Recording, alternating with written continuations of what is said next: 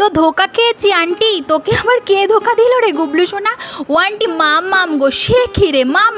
হ্যাঁ গো আন্টি, আমি বলেছি দুদিন ডাল খেয়েছি, আমি আর ডাল খাবো না আজকে। তো মাম্মাম বলে দাঁড়া, তোকে আজ ডাল দিয়ে ধোকাই বানিয়ে দেবো। মা বানিয়েছে কি তেত্তি গো আন্টি, দাঁড়া তোর মাকে ফোন করে বলছি। হ্যালো, হ্যাঁ গো গুবলুর মা, তুমি আমার গুবলু সোনাকে আজ ধোকাই দিয়ে দিলে।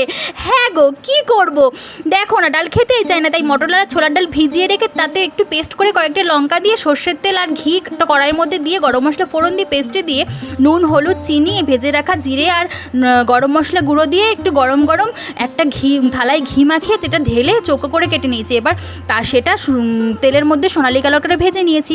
এবার কড়াইতে তেজপাতা জিরে ফোড়ন দিয়ে একটু আলু ভেজে তার মধ্যে সব মশলা দিয়ে তার মধ্যে মশলাটা কষিয়ে নিয়ে ভালো করে তারপরে জল দিয়ে জলটা ফুটে উঠলে ধোকাগুলো দিয়ে নামানোর সময় ঘি গরম মশলা দিয়ে নামিয়ে নিয়েছি।